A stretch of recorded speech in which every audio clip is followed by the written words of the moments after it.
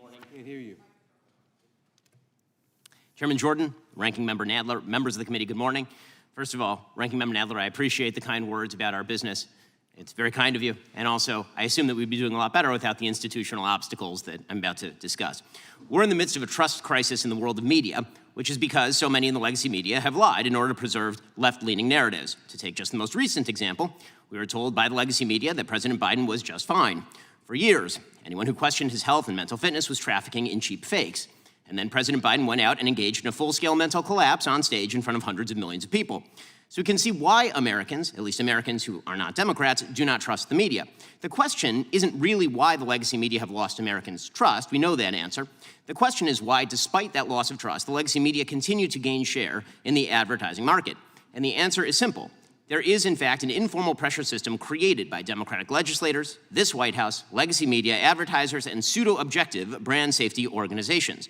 That system guarantees that advertising dollars flow only to left-wing media brands. Let me explain how this works. When a conservative competitor to the legacy media arises, members of that legacy media and their political allies rush to paint such competitors as dangerous. The commentator Kara Swisher of the New York Times, for example, told the head of YouTube that my videos at Daily Wire were a, quote, gateway drug that would lead children, including her own teenage son, to watch neo-Nazi content. Never mind the yarmulke. Elected Democrats pick up that same messaging. In 2017, Senator Dianne Feinstein told lawyers at Facebook, Google, and Twitter, quote, you created these platforms and now they're being misused, and you have to be the ones to do something about it or we will. Social media companies react to incentive structures, including threats. They've responded by adopting the standards of third-party left-wing informational safety groups like the Global Alliance for Responsible Media, or Garm. Garm purportedly sets brand safety standards, objective standards by which advertisers and platforms can supposedly determine just what sort of content ought to be deemed safe for advertising.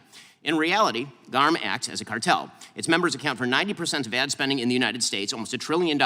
In other words, if you're not getting ad dollars from Garm members, it's nearly impossible to run an ad-based business. And if you're not following their preferred political narratives, the ones that Kara Swisher and Dianne Feinstein would follow, you will not be deemed brand safe. Your business will be throttled. We at Daily Wire have experienced this firsthand. In 2017, after Senator Feinstein made her threats to bring the weight of government down on social media platforms, Daily Wire YouTube channel saw a 1,000% increase in content enforcements over a 2-year period. Since 2021, after Democrat officials further turned up the heat on social media companies, my personal Facebook page has seen an over 80% drop in impressions. Or take Joe Rogan. When Joe said that he had taken ivermectin after getting COVID, White House Press Secretary Jen Psaki pressured Spotify to take action, stating, quote, we want every platform to be doing more to call out mis- and disinformation while also uplifting accurate information. Spotify complied. Spotify, of course, works with Garm. So, what are the brand safety standards that Garm uses? The standards begin with inarguable things that we've heard from the other witnesses, like preventing distribution of child sexual abuse material or stopping terrorism. But Garm doesn't draw the line at what is criminal, abusive, or dangerous. Their standards also include restrictions on hate speech, harassment, misinformation, or my personal favorite, insensitive, irresponsible, and harmful treatment of debated, sensitive social issues. Those criteria are highly subjective in theory, and they are purely partisan in practice. For example, last year, Daily Wire host Matt Walsh was fully demonetized on YouTube, a Garm member. Why? For quote-unquote misgendering, which to Garm is to say that men are not women. Perfectly obvious facts now run afoul of Garm's censorship standards.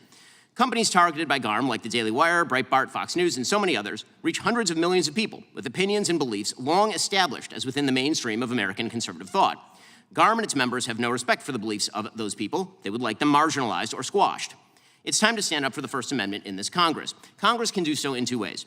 First, Congress must investigate the informal and perhaps formal arrangements between censorship cartels like Garm and executive branch agencies. The Daily Wire has already filed a federal lawsuit against the State Department for allegedly doing just this. Second, Congress can itself stop engaging in violation of free speech principles. 2 weeks ago, writing in dissent in Murphy versus Missouri, Justice Alito condemned what he called sophisticated and coercive government campaigns against free speech. Members of this committee have engaged in precisely such campaigns. When Congressman Schiff speaks about targeting social media companies that must be, quote, pulled and dragged into this era of corporate responsibility because they are too tolerant of misinformation, he knows what he is doing. He is participating in a sophisticated, coercive campaign against free speech. When Congresswoman Jayapal blames social media for placing America at the, quote, precipice of a democratic crisis and calls on them to target they deem hate groups, she also knows what she is doing. She is participating in a sophisticated, coercive campaign against free speech.